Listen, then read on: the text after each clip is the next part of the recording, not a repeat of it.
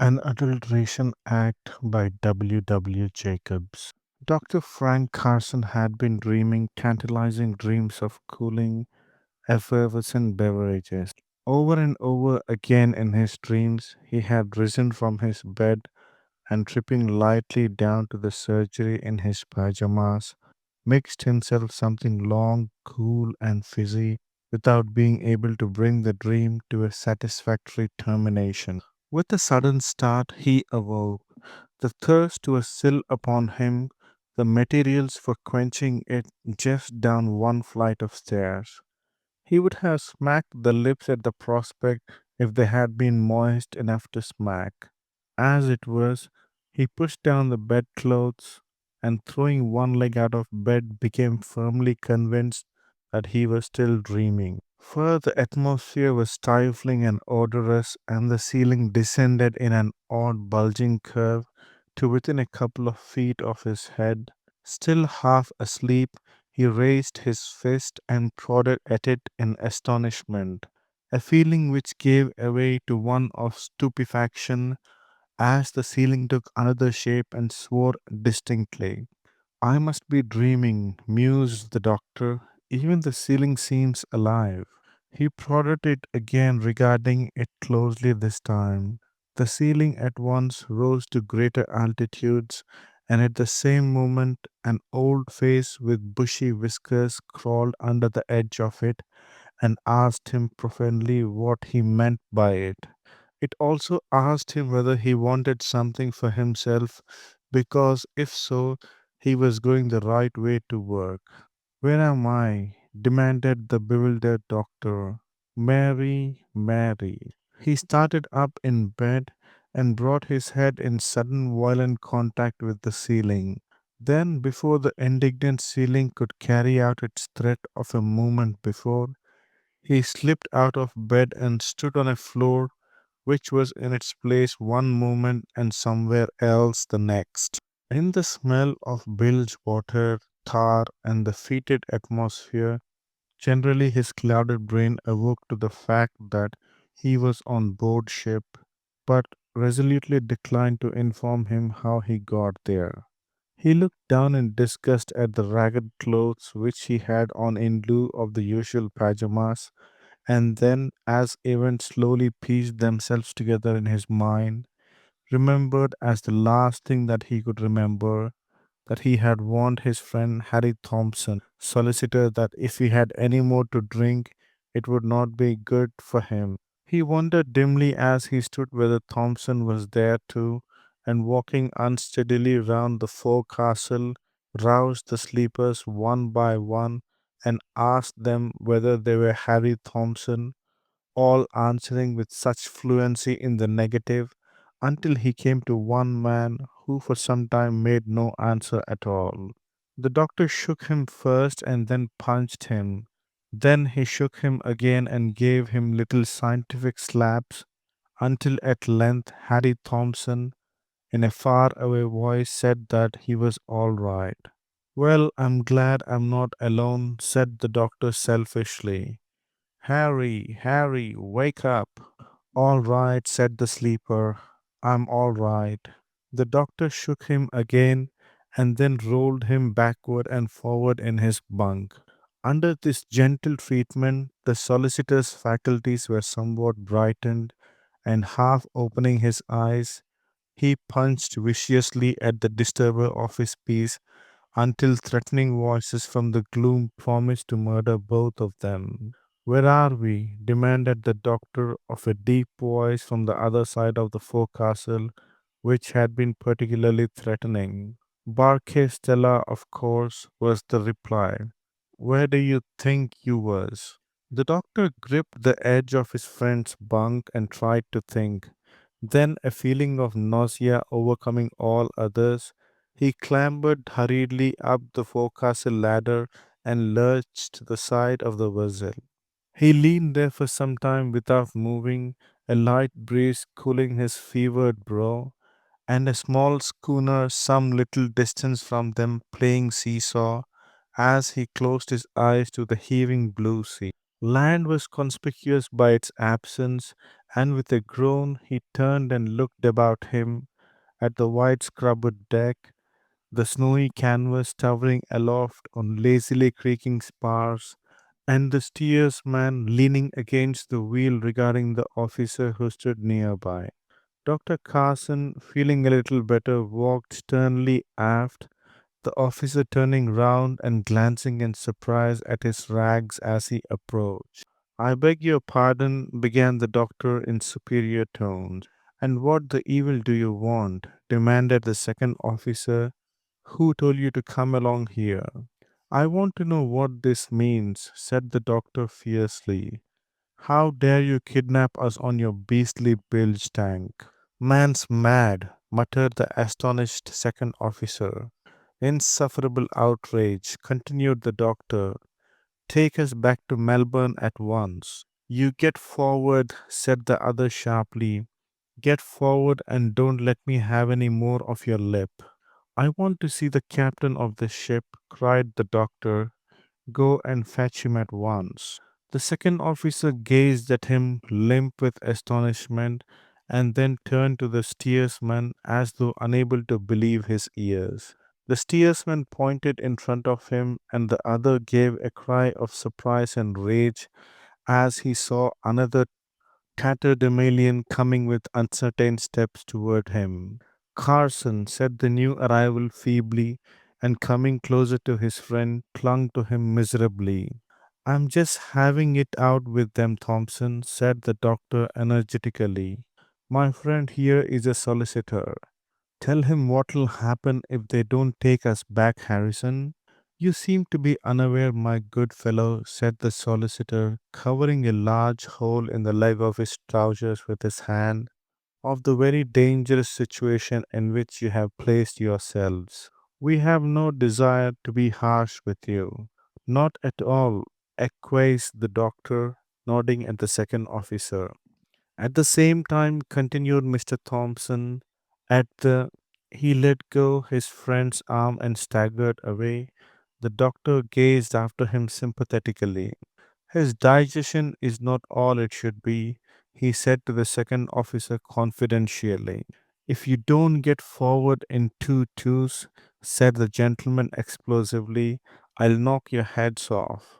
The doctor gazed at him in haughty disdain and taking the limp Thompson by the arm, led him slowly away. How did we get here? Asked Mr. Harry Thompson feebly. The doctor shook his head. How did we get these disgusting clothes on? Continued his friend. The doctor shook his head again. The last thing I can remember, Harry, he said slowly, was imploring you not to drink any more. I didn't hear you, said the solicitor crustily.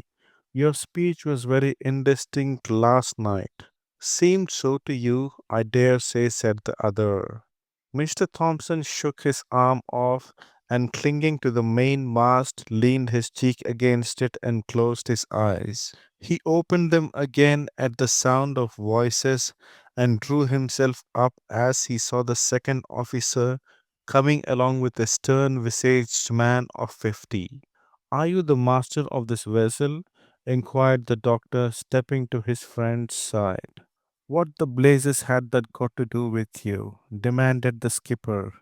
Look here, my lads, don't you play any of your little games on me, because they won't do.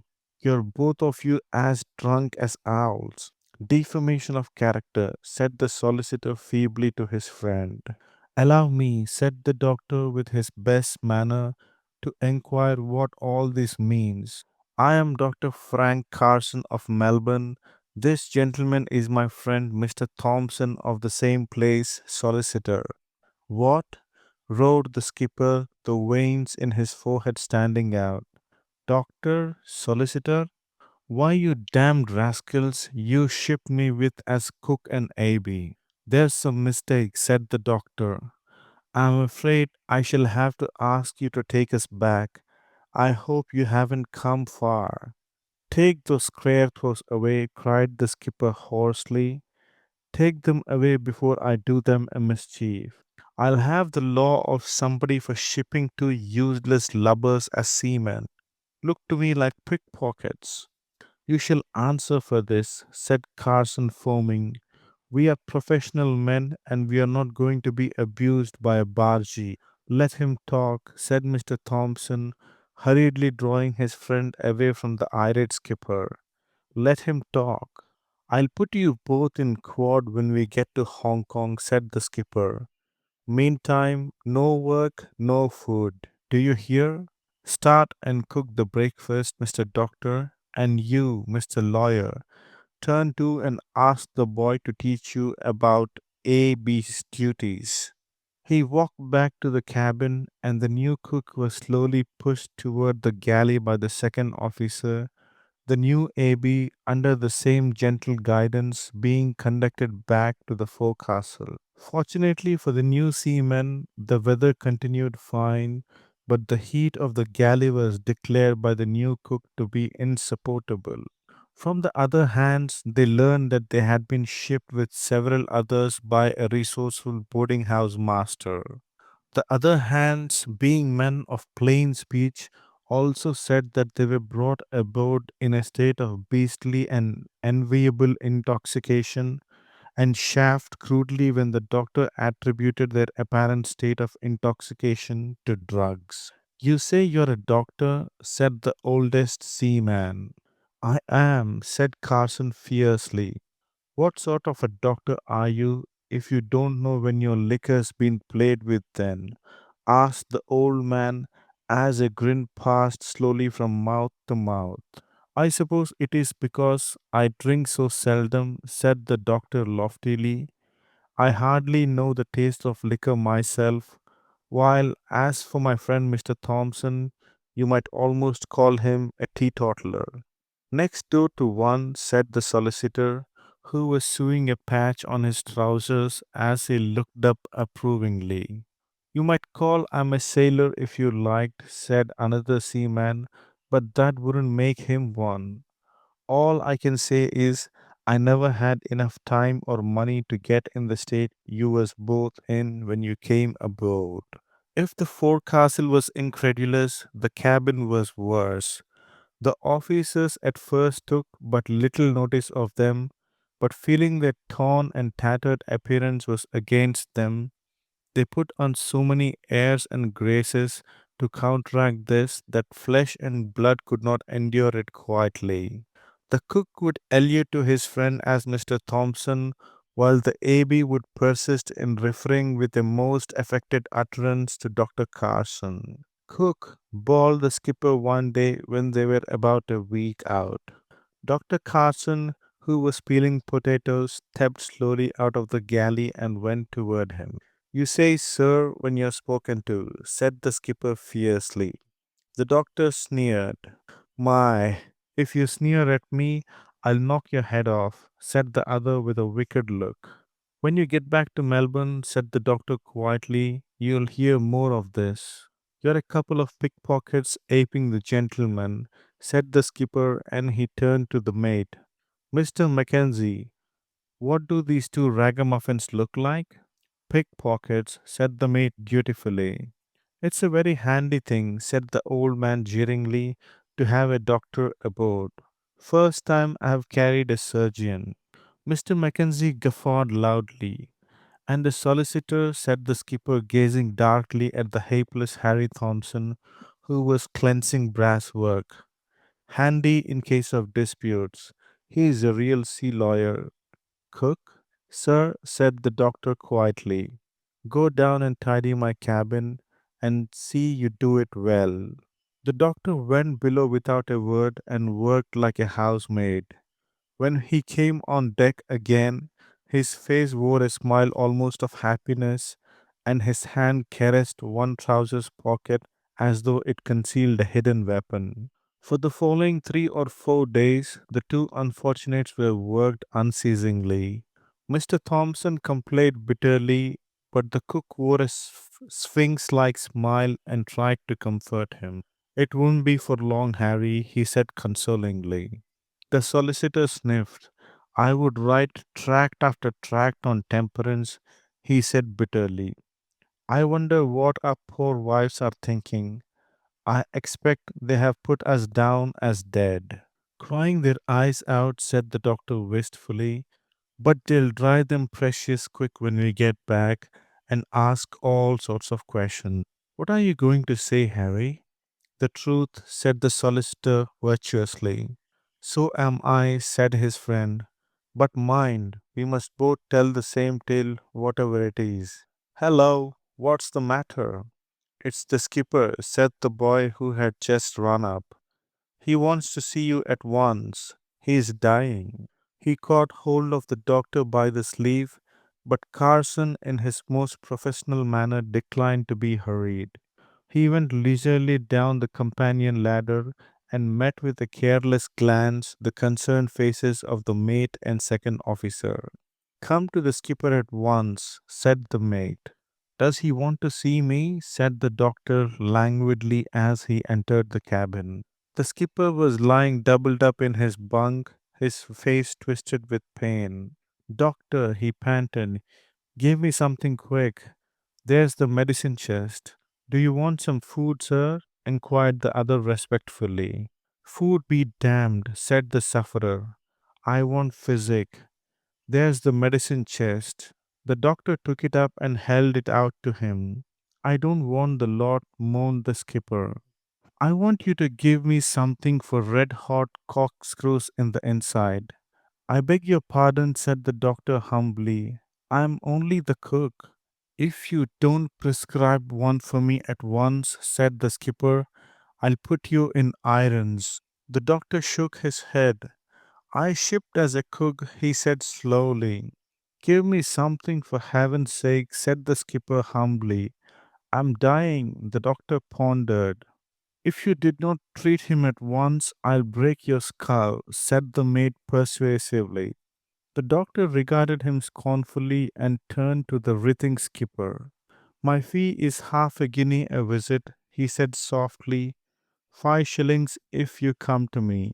I'll give half a guinea's worth, said the agonized skipper. The doctor took his wrist and calmly drew the second officer's watch from its owner's pocket. Then he inspected the sick man's tongue and, shaking his head, selected a powder from the chest. You must not mind its being nasty, he said. Where's a spoon? He looked round for one, but the skipper took the powder from his hand and licked it from the paper as though it had been sherbet. For mercy's sake, don't say it's cholera, he gasped. I won't say anything, said the doctor. Where did you say the money was? The skipper pointed to his trousers, and Mr. Mackenzie, his national spirit rising in hot rage, took out the agreed amount and handed it to the physician. Am I in danger? Asked the skipper. There's always danger, said the doctor in his best bedside manner. Have you made your will? The other, turning pale, shook his head. Perhaps you'd like to see a solicitor, said Carson in winning tones. I'm not bad enough for that, said the skipper stoutly. You must stay here and nurse the skipper, Mr. Mackenzie, said Carson, turning to the mate, and be good enough not to make that snuffling noise. It's worrying to be an invalid. Snuffling noise? Repeated the horror struck mate. Yes, you have got an unpleasant habit of snuffling, said the doctor. It worries me sometimes. I meant to speak to you about it before. You must not do it here. If you want to snuffle, go and snuffle on deck. The frenzied outburst of the mate was interrupted by the skipper. Don't make that noise in my cabin, Mr. Mackenzie, he said severely. Both mates withdrew in dudgeon, and Carson, after arranging the sufferer's bedclothes, quitted the cabin and sought his friend.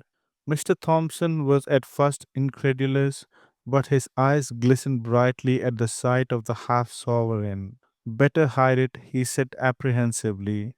The skipper will have it back when he gets well. It's the only coin we have got. He won't get well, said Dr. Carson easily. Not till we get to Hong Kong, that is.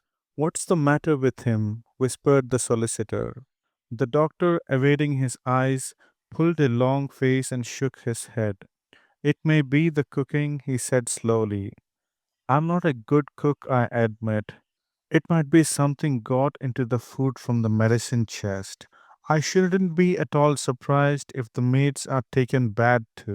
And indeed, at that very moment, the boy came rushing to the galley again, bawling out that Mr. Mackenzie was lying flat on his stomach in his bunk, punching the air with his fists and rending it with his language. The second officer appeared on deck as he finished his tale and, glancing forward, called out loudly for the cook. You are wanted, Frank, said the solicitor. When he calls me doctor, I'll go, said the other stiffly. Cook, bawled the second officer. Cook, cook. He came running forward, his face red and angry and his fist doubled. Didn't you hear me calling you? He demanded fiercely. I have been promoted, said Carson sweetly. I am ship's surgeon now. Come down below at once, or I'll take you there by the scruff of your neck, vociferated the other. You're not big enough, little man, said the doctor, still smiling. Well, well, lead the way and we'll see what we can do. He followed the speechless second officer below and found the boy's description of the first officer's state as moonlight unto sunlight, as water unto wine. Even the second officer was appalled at the spectacle and ventured a protest. Give me something at once, yelled Mr. Mackenzie. Do you wish me to undertake your case? Inquired the doctor suavely. Mr. Mackenzie said that he did in 7 long, abusive, and wicked sentences. My fee is half a guinea, said the doctor softly. Poor people who cannot afford more, mates and the like, I sometimes treat for less. I'll die first, howled the maid. You won't get any money out of me. Very good, said the doctor and rose to depart. Bring him back, Rogers, yelled the maid. Don't let him go. But the second officer, with a strange, awesome look in his eyes, was leaning back in his seat, tightly gripping the edge of the table in both hands. Come, come, said the doctor cheerily. What's this? You must not be ill, Rogers. I want you to nurse these other two. The other rose slowly to his feet and eyed him with lackluster eyes. Tell the third officer to take charge, he said slowly, and if he's to be nurse as well, he's got his hands full.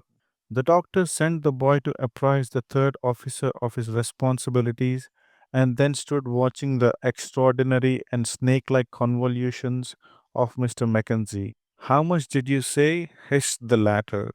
Poor people, repeated the doctor with relish. 5 shillings a visit. Very poor people, half a crown. I'll have half a crown's worth, moaned the miserable maid. Mr. Mackenzie, said a faint voice from the skipper's cabin. Sir, yelled the mate who was in torment. Don't answer me like that, sir, said the skipper sharply. Will you please to remember that I'm ill and can't bear the horrible noise you're making? I'm ill too, gasped the mate. Ill? Nonsense, said the skipper severely. We can't both be ill. How about the ship?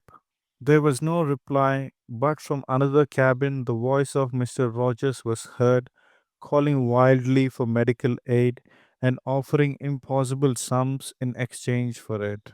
The doctor went from cabin to cabin and, first collecting his fees, administered sundry potions to the sufferers, and then, in his capacity of cook, went forward and made an unsavory mess he called gruel, which he insisted upon their eating. Thanks to his skill, the invalids were freed from the more violent of their pains, but this freedom was followed by a weakness so alarming that they could hardly raise their heads from the pillows, a state of things which excited the intense envy of the third officer, who, owning to his responsibilities, might just as well have been without one. In this state of weakness, and with the fear of impending dissolution before his eyes, the skipper sent for Mr. Harry Thompson, And after some comparisons between lawyers and sharks, in which stress was laid upon certain redeeming features of the latter, paid a guinea and made his will.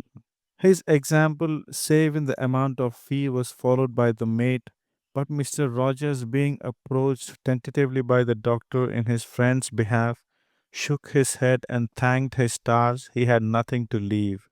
He had enjoyed his money, he said.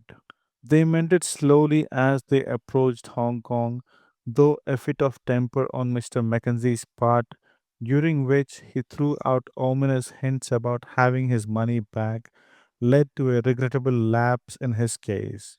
He was still in bed when they came to anchor in the harbor, but the skipper and the second officer were able to go above and exchange congratulations from adjoining deck chairs.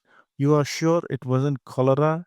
Asked the harbor master's deputy, who had boarded them in his launch after he had heard the story. Positive, said Carson. Very fortunate thing they had you on board, said the deputy. Very fortunate. The doctor bowed. Seems so odd. The three of them being down with it, said the other. Looks as though it's infectious, doesn't it? I don't think so, said the doctor, accepting with alacrity an offer to go ashore in this launch and change into some decent clothes. I think I know what it was.